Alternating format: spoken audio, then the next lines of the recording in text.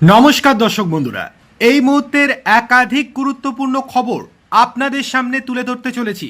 তাই আপনাদেরকে অনুরোধ, পুরো ভিডিওটি অবশ্যই দেখুন। ভালো লাগলে লাইক, কমেন্ট, শেয়ার এবং চ্যানেলটিকে সাবস্ক্রাইব করতে একদম ভুলবেন না। তাহলে চলুন, দেরি কেন, শুরু করা যাক ভিডিওটি। 1 নম্বর, পশ্চিমবঙ্গের ক্রীড়া প্রশাসনের অন্দরমহলে এখন বড় পরিবর্তনের হাওয়া। দীর্ঘদিনের বিতর্কিত বিভিন্ন ইস্যু এবং নিয়ম ভাঙার অভিযোগের জেরে একের পর এক গুরুত্বপূর্ণ সিদ্ধান্ত নেওয়া হচ্ছে, যার কেন্দ্রে রয়েছেন রাজ্যের প্রাক্তন মুখ্যমন্ত্রী মমতা বন্দ্যোপাধ্যায়ের দুই ভাই বাবুন বন্দ্যোপাধ্যায় এবং কার্তিক বন্দ্যোপাধ্যায়। ইন্ডিয়ান অলিম্পিক অ্যাসোসিয়েশনের নির্দেশিকা অনুযায়ী দেশের ক্রীড়া সংগঠনগুলোতে এক ব্যক্তি এক পদ নীতি বাধ্যতামূলক করা হয়েছে। এই নিয়ম মেনে চলার জন্য বেঙ্গল অলিম্পিক অ্যাসোসিয়েশনকে কঠোর নির্দেশ দেওয়া হয়েছে। কিন্তু দেখা যাচ্ছে মমতা বন্দ্যোপাধ্যায়ের ভাই বাবুন বন্দ্যোপাধ্যায় এখনও বক্সিং, টেবিল টেনিস এবং কবাডি সহ একাধিক ক্রীড়া সংস্থার শীর্ষ পদ আঁকড়ে রয়েছেন।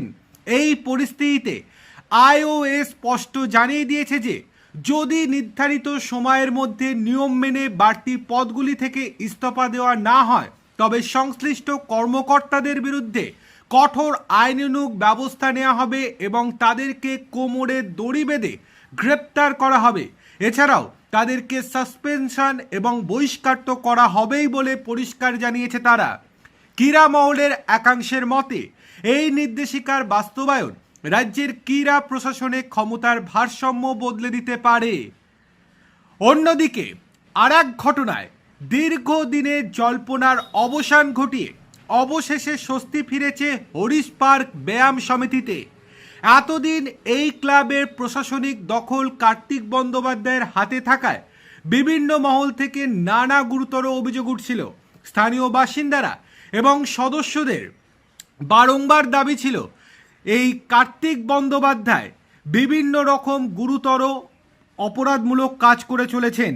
স্থানীয় বাসিন্দারা এবং সদস্যদের আন্দোলনের মুখে অবশেষে সেই নিয়ন্ত্রণ মুক্ত হয়েছে।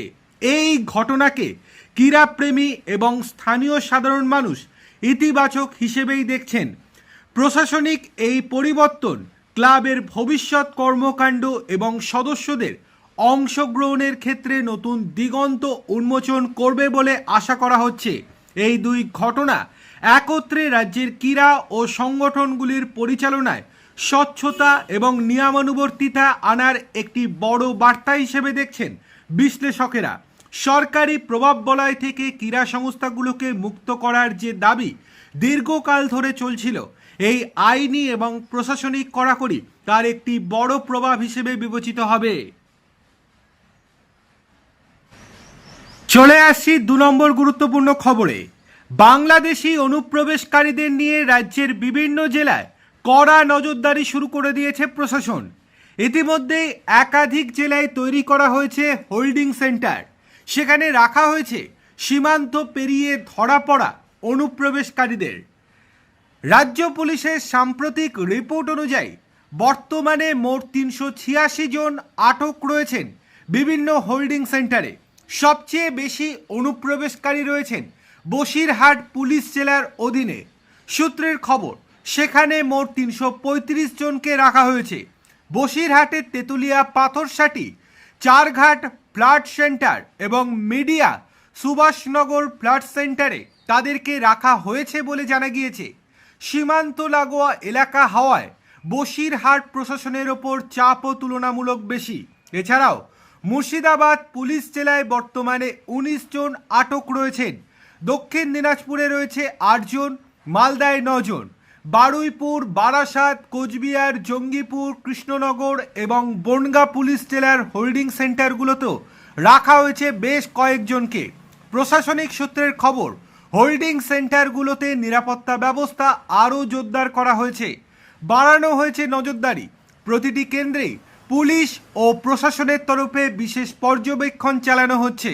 পাশাপাশি আটক ব্যক্তিদের পরিচয় যাচাই, ডিটেনশন এবং ডিপোর্টেশন প্রক্রিয়া দ্রুত সম্পন্ন করতে জেলাগুলিকে বিশেষ নির্দেশ দেওয়া হয়েছে বলেও খবর। দেখার বিষয় শেষ পর্যন্ত কতজনকে আটক করা হয়। চলে আসি পরের গুরুত্বপূর্ণ খবরে। বিধানসভার একটি চিঠি এবং সেখানে থাকা বিধায়কদের স্বাক্ষরকে কেন্দ্র করে রাজ্য রাজনীতিতে ব্যাপক শোরগোল শুরু হয়েছে। শোয়ের অসঙ্গতি খতিয়ে দেখতে তৃণমূলের 4 প্রভাবশালী বিধায়কের বাড়িতে হানা দিয়েছে রাজ্য পুলিশের গোয়েন্দা বিভাগ অর্থাৎ সিআইডি। এই 4 বিধায়কের তালিকায় রয়েছেন চৌরঙ্গীর নয়না বন্দ্যোপাধ্যায়, বেলেঘাটার কুণাল ঘোষ, ক্যানিং পূর্বের বাহারুল ইসলাম এবং ডোমজুরের তাপস মাইতি। বিধানসভায় পরিষদীয় দলের একটি চিঠিতে শোয়ের গড়মিলের অভিযোগ ঘিরেই এই তৎপরতা। ঘটনার সূত্রপাত বিধানসভার পরিষদীয় দলের পক্ষ থেকে সচিবকে দেওয়া একটি চিঠিকে কেন্দ্র করে। সেখানে শোভনদেব চট্টোপাধ্যায়কে বিরোধী দলনেতা হিসেবে ঘোষণা করা হয়েছিল। অভিযোগ উঠেছে বিধানসভার প্রোটেম স্পিকার তাপস রায়ের সামনে তৃণমূল বিধায়কেরা যে স্বাক্ষর করেছিলেন তার সঙ্গে পরিষদীয় দলের ওই চিঠির সইয়ের কোনো মিলই নেই। এই অসঙ্গতি নিয়ে বিধানসভা কর্তৃপক্ষের তরফে হেয়ার স্ট্রিট থানায় একটি লিখিত অভিযোগ দায়ের করা হয়। সেই মামলার তদন্তভার হাতে নিয়ে সিআইডি লালবাজারের হস্তাক্ষর বিশেষজ্ঞদের সহায়তায় তদন্ত প্রক্রিয়া শুরু করেছে। বৃহস্পতিবার সিআইডির তদন্তকারী দল চৌরঙ্গীর বিধায়ক নয়না বন্দ্যোপাধ্যায়ের তালতলার বাড়িতে দুবার যায়। সন্ধ্যায় নয়না বাড়ি ফিরলে মহিলা আধিকারিক এবং একজন ভিডিওগ্রাফার সহ সিআইডি দল তার সঙ্গে কথা বলে এবং পুরো প্রক্রিয়ায় ভিডিও রেকর্ডিং করা হয়। নয়না বন্দ্যোপাধ্যায়ের ক্ষেত্রে অভিযোগ, চিঠিতে নাম এবং তারিখ লেখার পর সই করার পর্যাপ্ত জায়গা না থাকায় তার স্বাক্ষরটি ভিন্ন রূপ নেয়। বিধায়ক অবশ্য সিআইডির কাছে স্বীকার করেছেন যে ওই সইটি তারই। তবে 5 বারের বিধায়ক হিসেবে এই ঘটনাকে অত্যন্ত অসম্মানজনক বলে উষ্মা প্রকাশ করেছেন তিনি এবং বিষয়টি বিরোধী দলনেতাকে জানিয়েছেন। অন্যদিকে বেলেঘাটার বিধায়ক কুণাল ঘোষের বাড়িতেও সিআইডি দল পৌঁছালেও সেই সময় তিনি উপস্থিত ছিলেন না। তবে ফোনে যোগাযোগ করা হলে কুণাল জানান আগামী 2-1 দিনের মধ্যে তিনি নিজেই সিআইডির মুখোমুখি হয়ে এই বিষয়ে জবাব দিয়ে আসবেন। সুতরাং চারদিক থেকে অস্বস্তিতে যে তৃণমূল কংগ্রেস সেটা আর বলার অপেক্ষা রাখে না।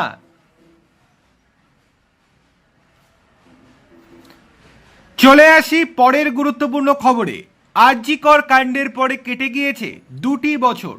এতদিন পরে সেই ঘটনা নিয়ে বিস্ফোরক মন্তব্য করলেন দলত্যাগী তৃণমূল কংগ্রেস নেতা শান্তনু সেন।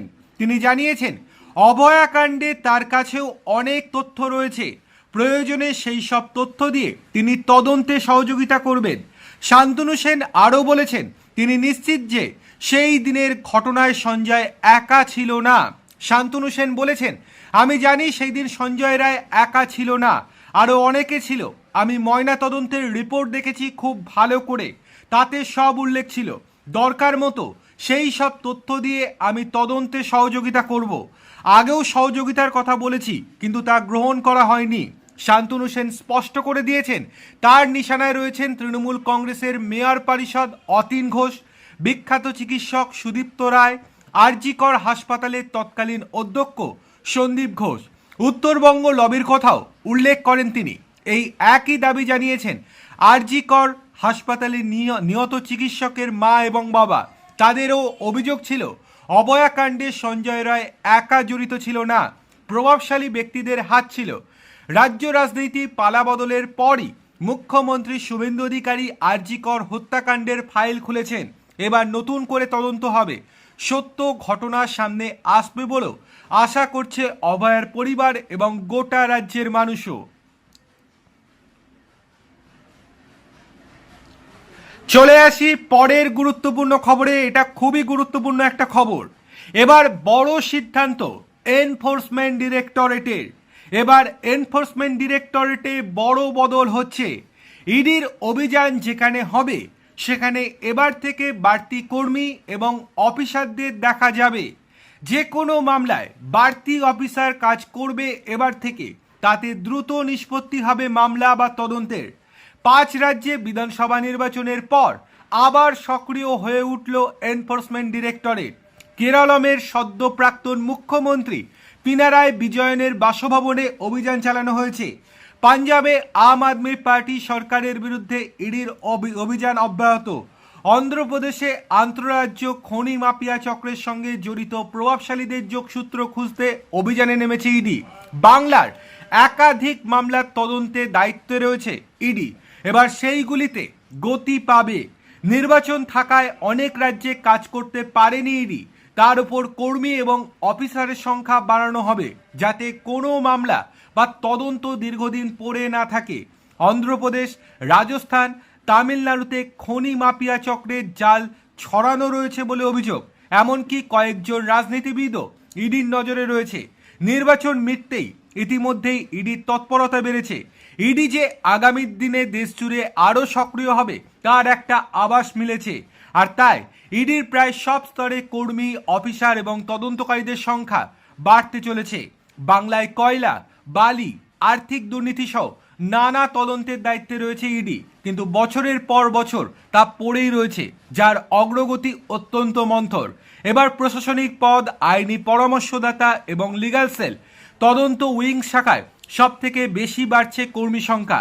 অতিরিক্ত ডিরেক্টর পদের সংখ্যা 10 থেকে বেড়ে হচ্ছে 24, যুগ্ম ডিরেক্টর পদের সংখ্যা 28 থেকে বেড়ে হচ্ছে 49।